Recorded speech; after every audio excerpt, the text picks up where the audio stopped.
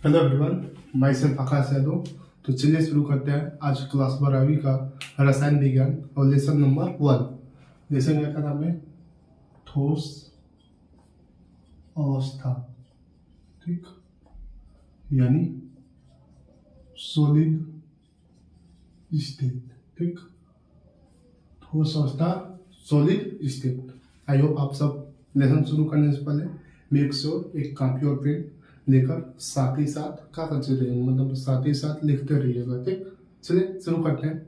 Solid state यानी ठोस अवस्था। तो सबसे पहले इसके लिए आपको पता होगा क्या, स्टेट ऑफ मैटर।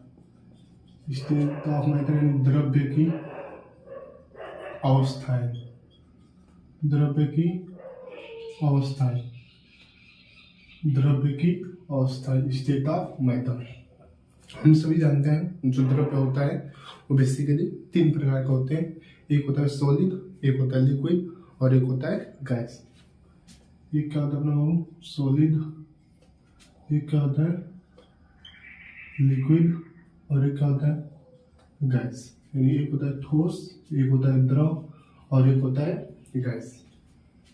तो कहीं ना कहीं जब सॉलिड लिक्विड गैस की बात होगी, तो कहीं ना कहीं जब सॉलिड की बात होती है, इसके बाद इनके मध्य इंटरमॉलिक्यूलर फोर्स, ठीक, इंटरमॉलिक्यूलर फोर्स IMF, अंतरा आणविक बल जो बहुत ज्यादा होता है सॉलिड में। इन जो ठोस होते हैं इन सब में क्या होता है, अंतरा आणविक बल बहुत प्रबल होता है।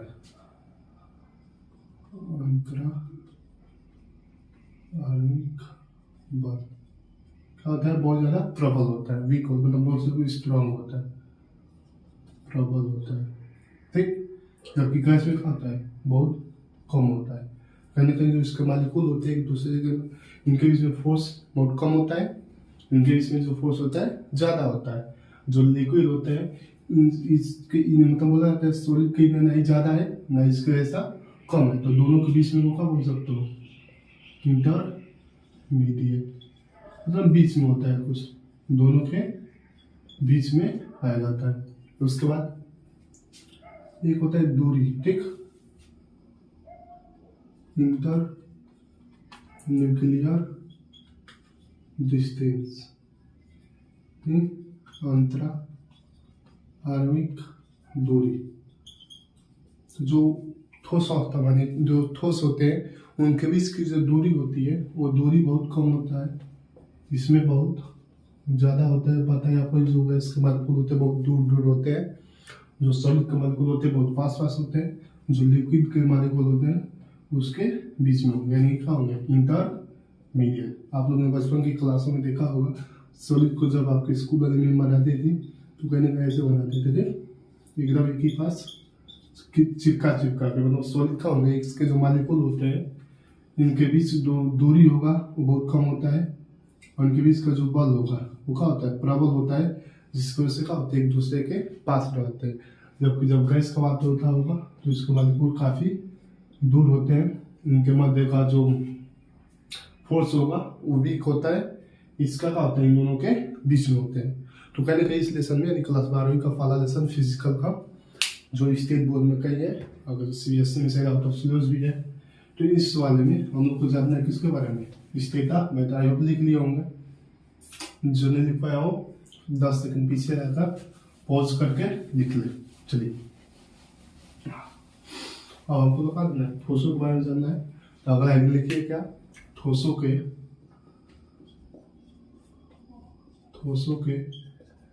अभिलाक्षणिक गुणधर्म, ठीक, ठोसों के अभिलाक्षणिक गुणधर्म, general properties of solid, general property of solid, ठीक, ठोसों के अभिलाक्षणिक गुणधर्म। सबसे पहला जो ठोस के मॉलिक्यूल होते थे, ठीक, ठोसों के बारे में आपको सुना होगा, उसका आकार, आयतन और आकृति का होता है निश्चित होता है। लिख लेते हैं उसी को, ठोसों के आकार, आयतन और आकृति निश्चित होती होता है। ठोसों में क्या होता है, आकार, आयतन और आकृति निश्चित। आकार भी निश्चित रहेगा, आयतन भी और आकृति, मतलब जैसे मार्कर है तो जो इसका आकार और आकृति वो तो ऐसा ही रहेगा ना, फिक्स है। इसका आयतन भी तो फिक्स है, जितना इजी है उसका क्या होगा, इसका आयतन क्या होता है, फिक्स होता है। ठीक, उसके बाद ठोसों के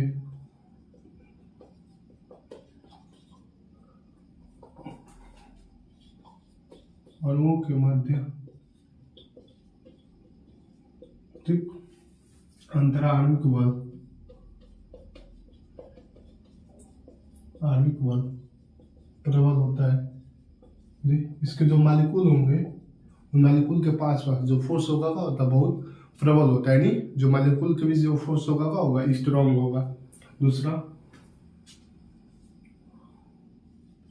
अगर लिख लो, ठोसों के अणुओं के बीच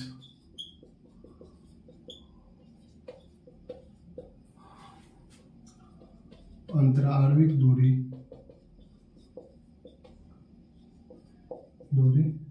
कम होता है। ठीक है, यानी जो इसके बीच का जो डिस्टेंस होता है, इंटरन्यूक्लियर डिस्टेंस क्या होता है, वो कम होता है। इसके बाद 4 नंबर, ठोस, कठोर एवं असंपीड्य, इनकम्प्रेसिबल, असंपीड्य होते हैं, इनकम्प्रेसिबल। ठीक, हमने क्या बोला, ठोस तो होते हैं, कठोर होता है, ठीक, रिजिड होता है और असंपीड्य होता है। असंपीड्य का मतलब ऐसा थोड़ा है, मान लो सॉलिड है, अब ऐसा पहले कि आप इसको दबा कर इसके आयतन में कुछ कमी तो नहीं कर पाओगे ना। जो ठोस होते हैं क्या होते हैं, असंपीड्य होते हैं। असंपीड्य का मतलब क्या होता है, आप ठोसों को दबाकर उसके आयतन में कुछ भी कमी नहीं कर सकते हो, इसी को क्या बोलते हैं, असंपीड्य।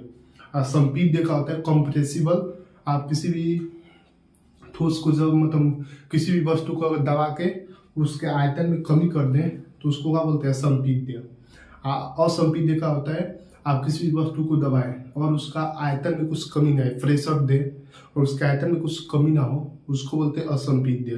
तो कहने में जो सॉलिड होते हैं क्या होते हैं, असंपीड्य होते हैं और क्या होते हैं, कठोर भी होते हैं। तो कई उनमें सवाल आता होगा, जो स्पंज होते हैं, स्पंज यानी फोम होता है, आप उसको कहीं ना कहीं उसको तो दबाने के बाद उसका आयतन में कमी हो जाता है, फिर क्या वो ठोस नहीं है, यानी स्पंज का वो सॉलिड नहीं है, वो सॉलिड है, पर उसका फिर दबाने मतलब इसको कहीं ना कहीं कंप्रेस करने के बाद उसके आयतन में तो कमी होती है। कहीं ना कहीं फोम देखोगे जो पीले कलर का होता है, फर्नीचर की दुकान पर कहीं ना कहीं आते लेकर आते हैं तो मिल जाता है। तो कहीं फिर ऐसा क्यों होगा कि सॉलिड बोल रहे हो, आपने बोला सॉलिड क्या होते हैं, इनकम्प्रेसिबल होते हैं, यानी असंपीड्य होते हैं। फिर आप बोले उसको दबाने के बाद कहीं ना कहीं उसका आयतन में भी कमी हो रहा है, जबकि अभी हम बोले क्या कि उसका आयतन में कमी नहीं होता है। तो जो स्पंज होते हैं कहीं ना कहीं उसके जो मालिक्यूल होते हैं उसके बीच क्या होता है, छिद्र होता है, यानी पोर होते हैं, और उसके सारे क्या होते हैं, उसके अंदर हवा चला जाता है, वायु की मात्रा होती है। जब आप दबाते हो तो वही क्या होता है, जो हवा होता है बाहर निकलता है। फिर जब आप उसको खुद मतलब रहने देते हो तो हवा फिर जाकर भर जाता है, उसमें वो प्रक्रिया होती है। ठीक, और स्पंज का होता है, सॉलिड ही होता है। अगले 2 3 4 5 अधिक अच्छी बात, जो ठोसों के मतलब जो सॉलिड होते हैं, जो इसके अवयवी कण होते हैं, ठीक, यानी कॉन्स्टिट्यूएंट पार्टिकल, जिससे मिलकर बना होगा। एटम भी हो सकते हैं, मॉलिक्यूल भी हो सकते हैं और आयन भी हो सकते हैं। तो किसी से भी मिलकर जो सॉलिड बना होगा उसकी जो स्थिति होती है, यानी जो मॉलिक्यूल होगा उसका पोजीशन फिक्स होता है। वो केवल क्या करते हैं, अपनी जगह पर, मतलब एक बार सा बना हुआ है तो अपनी जगह पर इसकी मध्यमान स्थिति में वाइब्रेट करते हैं। ठीक, इसको लिख लेते हैं। जो ठोसों के अवयवी कण होते हैं उनका स्थिति का होता है, निश्चित होता है, यानी पोजीशन फिक्स होता है। वह केवल अपने मध्यमान स्थिति के चारों का करते हैं, दोलन करते हैं, यानी वाइब्रेट करते हैं। लिख लेते हैं, ठोसों के अवयवी कणों की, अवयवी कणों का मतलब परमाणु हो सकता है, अणु हो सकता है या आयन हो सकता है। इसके बारे में ध्यान रखना। इसको हम क्या बोलेंगे आगे से, CP, कॉन्स्टिट्यूएंट पार्टिकल, यानी ठोसों के अवयवी कणों की स्थिति निश्चित होती है। यानी जो ठोस होते हैं उसके अभिकरणों की स्थिति क्या होती है, निश्चित होती है। वह केवल अपने मध्यमान स्थिति के चारों ओर दोलन करते हैं। ठीक, ये सब क्या होता है, ठोसों के कुछ नॉर्मली जो कैरेक्टरिस्टिक होता है, जनरल प्रॉपर्टी होती है, वो सब। ठोसों के आकार, आयतन और आकृति निश्चित होती है। ठोसों के अणु के मध्य अंतराणु बल प्रबल होता है। ठोसों के अणु के मध्य अंतराणु दूरी कम होती है। ठोस कठोर एवं असंपीड्य होते हैं। ठोसों के अभिकरणों की जो स्थिति होती है वो क्या होती है, निश्चित होता है। वह केवल अपने ही मध्यमान स्थिति के चारों का अर्थ है केवल दोलन करते हैं। ये सब क्या है, ठोस की नॉर्मली प्रॉपर्टी है। ठीक है, यो भी समझ आया होगा, लिख लीजिए। ठीक, तो कहीं ना कहीं जो ठोस होते हैं इसके भी प्रकार होते हैं।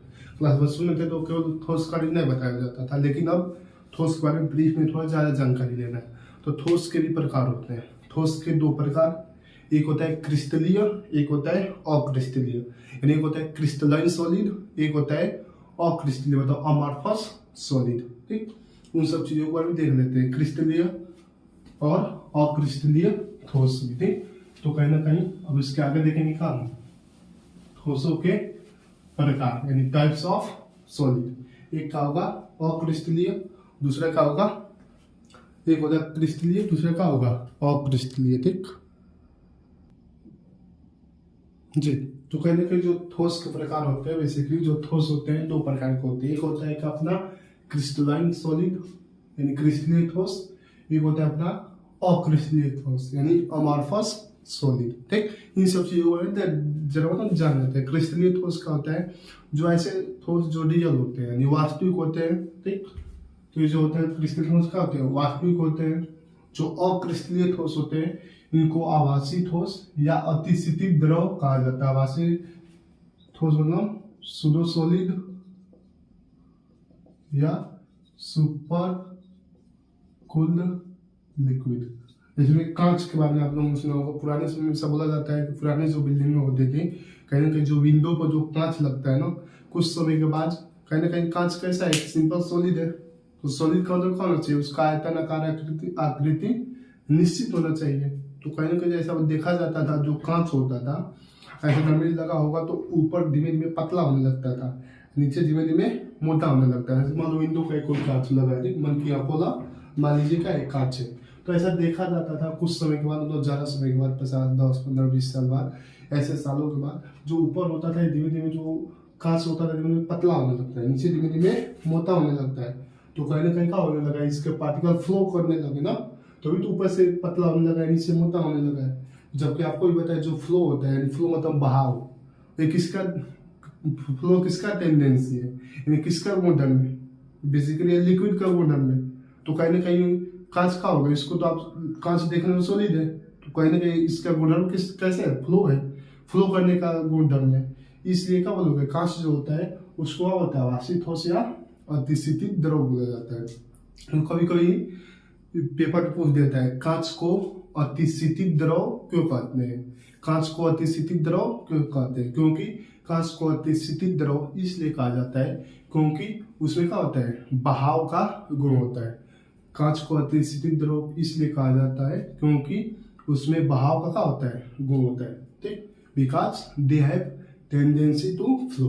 ठीक, तो उसके बाद इसकी जो व्यवस्था होती है दीर्घ फरासी व्यवस्था होती है, तो लॉन्ग रेंज आदर, मतलब एक ही जैसे कई जैसे, मतलब मान लो एक मतलब एक ही जैसे का होगा, कई तरीकों से दर्शाया गया होगा। इसका जो होगा लघु फरासी व्यवस्था है, शॉर्ट रेंज आदर, मतलब इसकी कोई ज्यामिति फिक्स नहीं, कभी इधर इधर उधर ऐसे भी पाई जाती है। जिसमें क्या होती है लॉन्ग रेंज आदर, इसमें होता है शॉर्ट रेंज आदर, इसको होते हैं विषमदैशिक यानी एनआइसोट्रोपिक।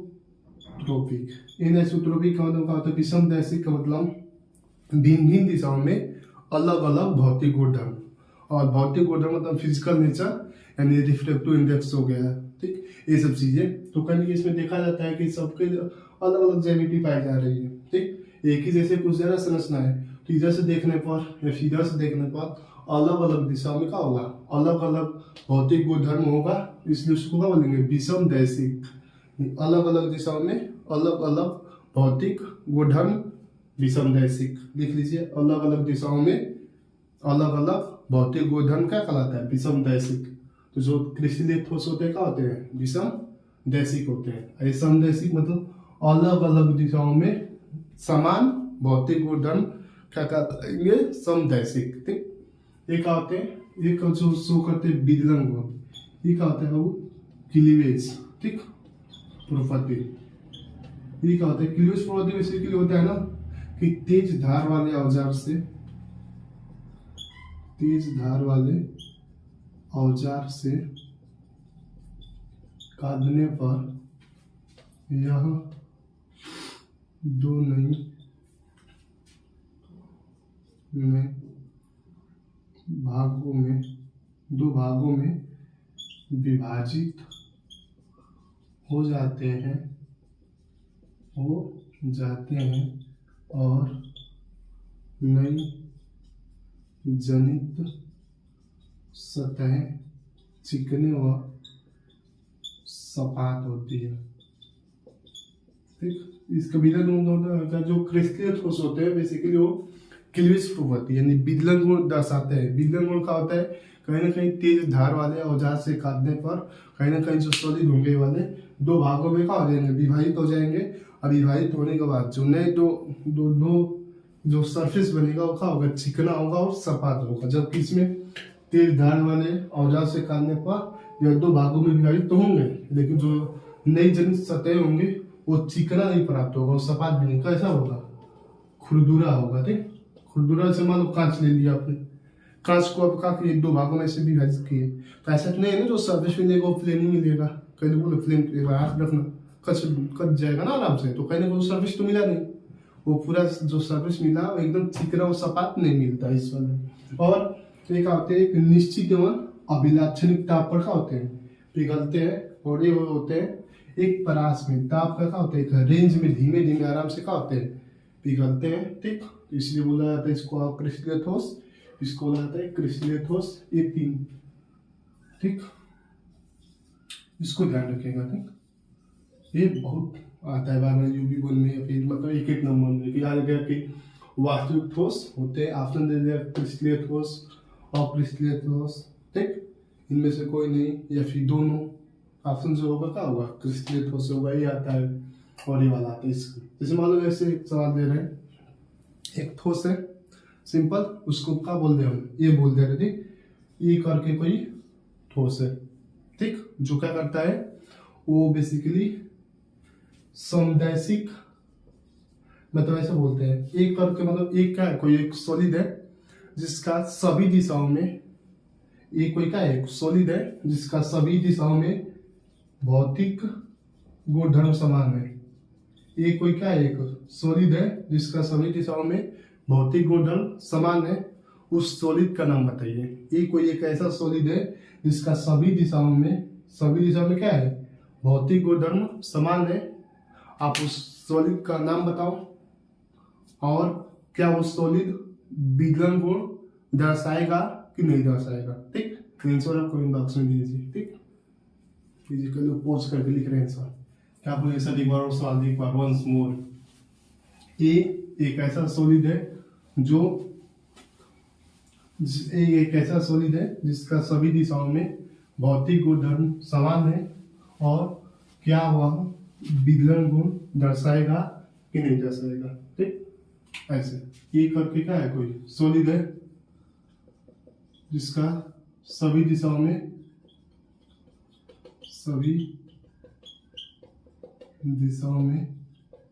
भौतिक गुणधर्म, ठीक, यानी बोलते तो अपूर्णांक हो गए, सब चीजें क्या है, समान है, ठीक। तो कोई ऐसा मतलब कौन सा ठोस है, सभी दिशा में भौतिक गुणधर्म समान हो, मतलब इसका मतलब क्या हो सकता है, कौन सा ठोस होगा, कौन सा गुणधर्म है, समदैशिक, और समदैशिक कौन दर्शाता है? अक्रिस्टलीय ठोस। ठीक, अब अगला सवाल था, क्या वह विलयन गुण दर्शाएगा कि नहीं दर्शाएगा? अच्छा, तो अक्रिस्टलीय ठोस का होता है, विलयन गुण दर्शाता है? नहीं दर्शाता है ना, क्यों? क्योंकि जब विलयन गुण का मतलब क्या होता था? सिंपल, किसी तेज धार वाले औजार से काटने के बाद क्या होगा? दो नई जनित सतह बनेंगी, वो चिकनी और सपाट होती है, जबकि अक्रिस्टलीय ठोस में ऐसा नहीं होता है। ठीक, तो ये अपना हो गया का एक ऐसा सवाल। एक मान लो ऐसा हो गया कि ठोसों का जो आयतन होता है वो फिक्स मतलब निश्चित क्यों होता है? ठोसों का आयतन निश्चित क्यों होता है? तो कैसे निश्चित होता है? क्योंकि ठोसों का आयतन निश्चित क्यों होता है? क्योंकि जो ठोसों के अवयवी कण होते हैं उनका जो स्थिति होता है वो क्या होता है? फिक्स होता है। उनका जो पोजीशन होता है वो निश्चित होता है। वह केवल अपने ही जगह पर, यानी अपने ही मध्यमान स्थिति के दोनों ओर या फिर चारों ओर क्या करते हैं? केवल दोलन करते हैं, इसलिए उनका आयतन क्या होता है? फिक्स होता है। एक था ठोस कठोर क्यों होते हैं? ठोस कठोर क्यों होते हैं? आप लोग आंसर कमेंट बॉक्स में दीजिएगा। ठोस कठोर क्यों होते हैं? ठोस कठोर क्यों होंगे? क्योंकि उनके मध्य जो बल बोल सकते हो या फिर कहीं ना कहीं असंपिड्य होते हैं ना, तो उसको दबाने के बाद उसके आयतन में आप कुछ कमी नहीं कर सकते, इसलिए क्या बोलोगे? जो ठोस होते हैं वो क्या होते हैं? कठोर होते हैं। क्रिस्टलीय ठोस था, इधर क्या था बाबू? अक्रिस्टलीय ठोस। Example benzene. ठीक, KNO3, NaCl, H2O आइस वाला। ठीक, इसमें क्या लिख सकते हो? रबर, प्लास्टिक, जितना गंदा नाम होगा ना सब इसमें आएगा। रबर, प्लास्टिक, कांच, ठीक, इत्यादि। ठीक, चलिए लिख लीजिए। बेंजीन, ये सब चीज इसमें आएंगी।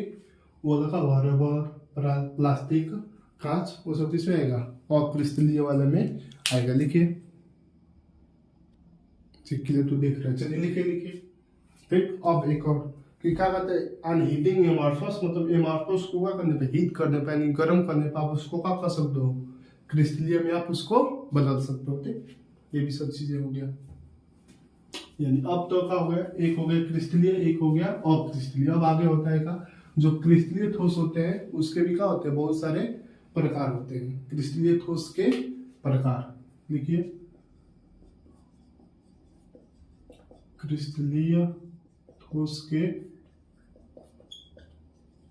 प्रकार, types of crystalline solid. Basically जो क्रिस्टलीय ठोस होते हैं वो 4 प्रकार के होते हैं। ठीक, किसके आधार पर? मतलब उसके सीपी के आधार पर। सीपी मतलब होता है कॉन्स्टिट्यूएंट पार्टिकल, अवयवी कणों के आधार पर जो क्रिस्टलीय ठोस होते हैं वो 4 प्रकार के होते हैं। पहला आणविक ठोस मतलब मॉलिक्यूलर सॉलिड, दूसरा आयनिक ठोस, तीसरा धात्विक ठोस, 4 नंबर सहसंयोजक या नेटवर्क ठोस। ठीक, तो कहीं ना कहीं जो आणविक मतलब जो क्रिस्टलीय ठोस होंगे उसके सीपी के आधार पर, मतलब कॉन्स्टिट्यूएंट पार्टिकल के आधार पर जो ठोस होते हैं बेसिकली 4 प्रकार के होंगे। कौन कौन? आणविक ठोस, आयनिक ठोस, धात्विक ठोस और सहसंयोजक या नेटवर्क ठोस। तो कहीं ना कहीं आणविक ठोस किसको बोलोगे? ऐसे ठोस जिसके क्या होगा? सीपी, यानी जो अवयवी कण का होंगे, मॉलिक्यूल होंगे, उसको क्या बोलोगे? आणविक ठोस बोलोगे। आयनिक ठोस जिसके मॉलिक्यूल का होंगे, मतलब सीपी का होंगे, आयन होंगे, उसके क्या बोलोगे? आयनिक ठोस। जैसे NaCl, ठीक, इसको क्या बोलोगे? आयन है। KNO3, K+NO3-, ठीक, ये सब क्या होगे? आयन होगा, तो इसको क्या बोलोगे? आयनिक ठोस। अब बेंजीन को क्या बोलोगे? बेंजीन मतलब C6H6 मॉलिक्यूल है, तो क्या बोलोगे? मॉलिक्यूलर ठोस। एक होता है मेटल मतलब धातु युक्त, मतलब ऐसे मतलब जो धातु होंगे जिसके अवयव क्या होंगे? धातु होंगे, उसको क्या बोलोगे? धातुयुक्त ठोस। कॉपर प्लस जिंक, और इसमें मिश्र धातु भी आते हैं, मतलब एलआई भी होते हैं, ठीक। और सहसंयोजक क्या नेटवर्क हो, जिसमें सहसंयोजक कार्बन होगा, बेसिकली जो सिलिकॉन वाला हो गया, कार्बन का वो जो ग्रेफाइट होता है, और एक और होता है कार्बन का हीरा, ठीक। तो ग्रेफाइट और हीरा इसमें क्या आएंगे, सहसंयोजक या नेटवर्क ठोस में। पॉलीमर वाले इसमें SiO2 एन वाला, ठीक, ये सब क्या होंगे इस वाले में आएंगे। और भी बहुत सारे होंगे, तो कहीं ना कहीं इसका एनसीईआरटी में एक टेबल बनाया हुआ है, आप उसको प्रीफर कर सकते हो। जो आणविक ठोस होता है वो भी 3 प्रकार का होता है, ठीक। ध्रुवी, अध्रुवी, ठीक। एक हो जाएगा कौन सा, ध्रुवी हो जाएगा, एक हो जाएगा कौन सा, अध्रुवी, ठीक। एक मालिकुलर वाले में ध्रुवी हो जाएगा और एक का हो जाएगा अध्रुवी भी हो जाएगा। कैसे बोलोगे, एक होगा पहले लिखते हैं क्या, अध्रुवी ठोस, अध्रुवी आणविक ठोस। दूसरा बोल सकते इसमें ध्रुवी, एक होता है यच आवंदित आणविक ठोस। यच आवंदित का मतलब क्या होता है, हम है फोन के शौकीन, जब कभी भी यच फ्लोरीन, ऑक्सीजन या फिर नाइट्रोजन के साथ आबंध बनाता है उसको क्या बोलते हैं, सिंपल आणविक, मतलब यच आबंध बोलते हैं। तो इसके साथ होगा, जिसमें HCl हो गया, H2O जो बताए थे आइस वाला, अमोनिया हो गया, ये सब क्या होंगे, इसके होंगे। और ध्रुवी में HCl हो गया, HBr हो गया, ये सब क्या होंगे इसमें पाए जाएंगे। और अध्रुवी में, अध्रुवी का सिंपल वही एग्जांपल है ना, जिसमें ध्रुवी नहीं, जिसमें CCl4 होंगे, इसमें ध्रुवी नहीं होंगे, उसको क्या बोलेंगे, इसमें बोल देंगे। तो ये सब इसके क्या होते हैं, क्रिस्टलीय ठोस के प्रकार होते हैं, ठीक। लिखे इसको, हल्का फुल्का बेसिक बातें।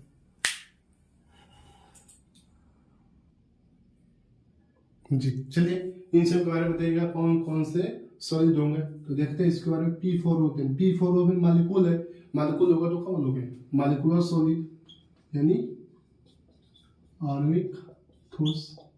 ग्रेफाइट कार्बन वाला है, तो इसमें लिखा था ना सहसंयोजक या नेटवर्क ठोस, ठीक। अगला सिलिकॉन कार्बाइड, इसी का होगा, सिलिकॉन वाले ज्यादातर इसी के आएंगे। रुबिडियम धातु है तो धात्विक रुबिडियम दे धात्विक। I2 मालिक्यूल है तो आणविक, ठीक। सिंपल है यार, देख जिसके CP जिससे मिलकर बना होगा उसी को बोलना है। P4 मालिक्यूल है तो मालिकुलर, प्लास्टिक का होता था अक्रिस्टलीय, बताया था ना जी, बताए तो थे। सिलिकॉन वही सहसंयोजक या नेटवर्क ठोस, यह भी आयनिक, ठीक। ब्रास में ठुका होगा, मिश्र धातु है ना, मिश्र धातु के लिए बताया था किसमें आएगा, धात्विक में, धात्विक ठोस। ये तो मालिक्यूल है तो क्या बोलोगे, मालिकुलर ठोस। यही सब क्या होते हैं चीजें, आई थिंक सिंपल, देख लीजिए, लिख लीजिए।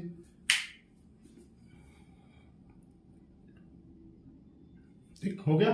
चलिए एक सवाल और पूछा जाता है, कहीं ना कहीं कौन इसमें विद्युत का मतलब कंडक्टर कौन होगा, इंसुलेटर कौन होगा, इन सब चीजों में कौन विद्युत रोधी होगा, कौन विद्युत का चालन करेगा। सिंपल एक एक के बारे में देखते हैं।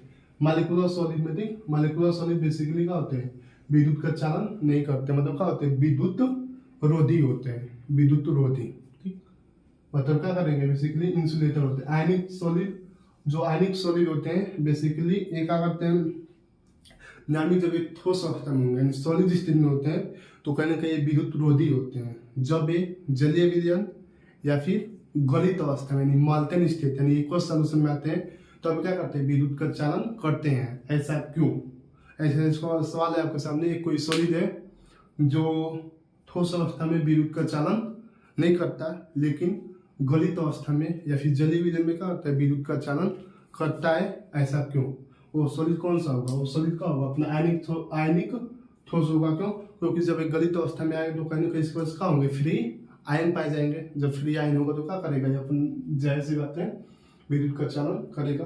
धात्विक ठोस तो हमेशा ही करने वाले हैं, धात्विक ठोस क्या करेंगे, हमेशा ही विद्युत का चालन करते हैं। और बता सहसंयोजक या नेटवर्क ठोस, दोस्तों संयोजक का नेटवर्क में जिसके पास सिंपल सोर्स है, जिसके पास फ्री आयन मिल जाएंगे, वो क्या करेगा, विद्युत का चालन करेगा, जिसके पास नहीं करेगा।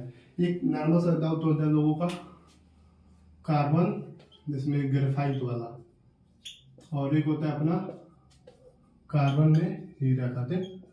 इन दोनों में बेसिकली जो होता है, कार्बन में ग्रेफाइट और कार्बन में हीरा, तो इन दोनों में बेसिकली क्या होता है, कुछ चालक होता है, मतलब विद्युत का चालन नहीं करता। जो ग्रेफाइट होता है वो विद्युत का चालन करता है। ऐसा क्यों? इसका मेन रीजन है कि जो कार्बन की जो संरचना होती है वो sp2 होती है, और जो कार्बन का हीरा वाला जो संरचना वो क्या होता है, sp3 होता है। आपको ही पता है कार्बन कितने अवन बनाने हैं, 4 बनाने हैं, 1 2 3 4, 4 इलेक्ट्रॉन होते हैं ना, 1 2 3 4। अब बताओ चारों अवन बनाने में बिजी है, तो कहीं ना कहीं इसके पास फ्री इलेक्ट्रॉन नहीं है। जब फ्री इलेक्ट्रॉन नहीं होगा तो कहीं ना कहीं क्या करेंगे, कुछ चालक होंगे, विद्युत का प्रवाह नहीं करेंगे। जिसमें कार्बन कैसे कुछ संरचना होगा, 1 2 3 4, 1 2 3 4, ऐसे लेयर वाइज इसका ऐसे संरचना पाई जाता है। क्योंकि इसका क्या होता है, sp2 में लेयर लगा होता है, एक प्लेन के, मान लो एक वाला का है, कोई एक प्लेन है, एक नीचे प्लेन, दूसरा नीचे उसके तीसरा, ऐसे प्लेन वाइज होता है।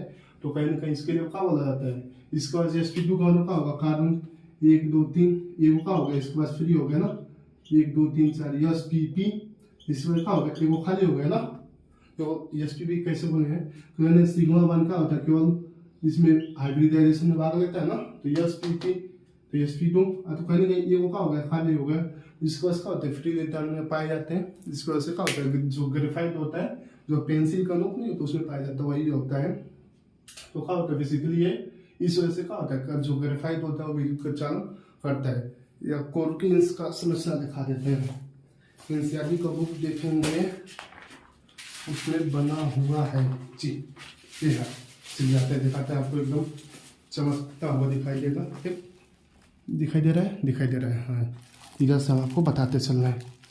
OMG देखते चलिए, हाँ जो ये वाला है अपना ग्रेफाइट है, देख सॉरी ग्रेफाइट बोल रहे हैं, हीरा है, और जो ये वाला है अपना ग्रेफाइट है, लेयर के रूप में है ना, प्लेन के रूप में। ये बेसिकली किस वाला है, ये वाला है। और आपको अपने एनसीईआरटी से इसी का स्क्रीनशॉट ले लीजिए, इसी के बारे में आपको क्या करना है, तैयार करना है, ठीक। देखो जिसमें दिया है ना, धातुक ठोस में और उनके बारे में, इस चीज़ों के बारे में, मुलायम होते हैं, कठोर होते हैं, निम्न होता है। जो आयनिक ठोस है, ठोस अवस्था में क्या होते हैं, विद्युत रोधी होते हैं, परंतु गलित अवस्था में जलीय वयन का विद्युत के चालक होते हैं। ये सब चीज़ें क्या करना है, आपको लिख लेना है। कार्बन का ग्रेफाइट क्या होता है, चालक होता है, जबकि और सब क्या हो रहा है, इसमें विद्युत रोधी हो रहे हैं। ऐसा क्यों, इसका रीजन आपको हमने दे दिया है, इनमें आपको तैयार करना है। और भी कुछ चीज़ें आपको लिखना हो तो आप लिख सकते हो कंटेंट के थ्रू। एक सेकेंड आपको और दिखा दिया जाए, जी हाँ देख लीजिए, स्क्रीनशॉट ले लो, ऐसा में देख क्यों, कहाँ से क्यों हो रहा है, एग्जाम्पल का। और भी आप चीज़ें लिख सकते हो, जो सवाल वाला था। और भी कुछ सवाल आप करना चाहो तो यहाँ से लिख सकते हो, ठीक। K2SO4 ये सब कैसे होंगे, क्या होंगे, इसमें आइडेंटिफाई करना है। और ये सब आपके सवाल सिंपल आप लोग कर सकते हैं, ठीक। तो आज के लिए इतना ही रखते हैं। आई होप सो आप लोगों को चीज़ें समझ में आई होंगी। ये अपना सॉलिड स्टेट का पहला लेक्चर था ना, तो पहला लेक्चर थोड़ा इसमें थ्योरी वाला चीज़ें ज़्यादा है। यहाँ से आपको क्या क्या याद रखना, सिंपल कुछ बातें। क्रिस्टलीय ठोस में और अक्रिस्टलीय ठोस में जो गुणधर्म बताया था ना, क्रिस्टलीय ठोस का दीर्घफराशी और क्रिस्टलीय का लघुफराशी। क्रिस्टलीय ठोस समदैशिक होते हैं और क्रिस्टलीय ठोस विषमदैशिक होते हैं और क्रिस्टलीय ठोस समदैशिक होते हैं। जरा यही वाला थोड़ा क्रिस्टलीय वाला को लोग बोल देते हैं समदैशिक, गलत बात, हमने भी बोला था, सॉरी फॉर दैट। क्रिस्टलीय वाले का क्या होगा, क्रिस्टलीय वाले का विषमदैशिक, गलती कर दो, क्रिस्टलीय वाले का विषमदैशिक और क्रिस्टलीय वाले का समदैशिक। और आगे के इसका जो दीर्घफराशी व्यवस्था होता है उसका लघुफराशी व्यवस्था होता है। ये सब चीजें कुछ सवाल सिंपल आते हैं। एनसीईआरटी का रीडिंग कर सकते हैं हल्का फुल्का। रसायन विज्ञान के लिए जितना सुंदर आपका कॉपी बनाए रहेंगे, नोट्स बनाए रहेंगे, उतना सुंदर आपका विषय हो जाता है। और इसके लिए एनसीईआरटी के अलावा कुछ भी देखने की आवश्यकता नहीं है, ठीक। आज के लिए इतना ही रखते हैं। अगले क्लास में जब भी बात होगी क्रिस्टल जाला इन सब चीज़ों के बारे में बात किया जाएगा। तब तक मिलते हैं आपको अगले क्लास में, तब तक के लिए बहुत सारा नमस्कार आप लोग को।